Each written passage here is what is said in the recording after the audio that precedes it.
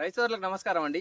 ఇప్పుడు మన గ్రోమర్ నార్కట్పల్లి పరిధిలోని చిన్ననారాయణపురం గ్రామంలో మేరెడ్డి రుద్రారెడ్డి వాళ్ళ పొలంలో ఉన్నాము.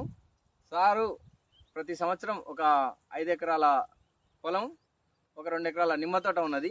నమస్తే సార్. నమస్తే సార్, ఈ పొలంలో మేము అడుగు కరిగట్లు ఏమి వేసినారు, తర్వాత పిలక ఉల్కలు కానీ, మొయ్యిపురు మందులు కానీ, కలుపు మందులు కానీ ఏమేమి టైంలో కొట్టారు, ఎలాంటి యాజమాన్య పద్ధతులు పాటించారని?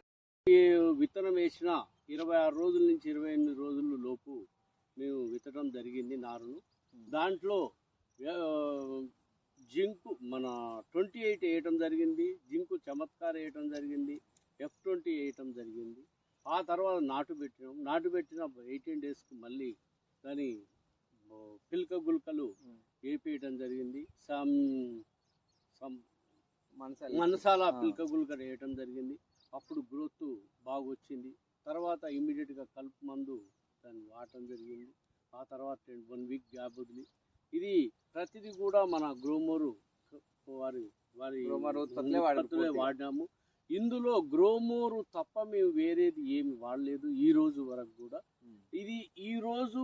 ఇది ఇంత రావటానికి గ్రోమోరు నార్కట్పల్లి గ్రోమోరు కంపెనీ అండ్ జగదీశ్వరరావు గారు వారి సూచన ప్రకారంగా మేము పాటించడం జరుగుతుంది. ప్రతిదీ కూడా గ్రోమోరే వాడుతున్నాము, వారు చెప్పిందే మేము చేస్తున్నాము. పొటాషు వాడటం జరిగింది. ఆ పొటాషు బోషని దాన్ని వారి సూచన ప్రకారంగా జరిగింది. ఈ పొట్ట కూడా బ్రహ్మాండంగా వచ్చింది. ఇప్పుడు ఎన్ను కూడా బ్రహ్మాండంగా వచ్చింది. బహుశా మేము లెక్కెడితే 300 గింజలు ఉండినట్టు మేము ఒక ఎన్నుకు 300 గింజలు ఉన్నట్టు లెక్క తీర్చడం జరిగింది. కావున ఇది చాలా బాగుందని నేను ఆశిస్తున్నాను.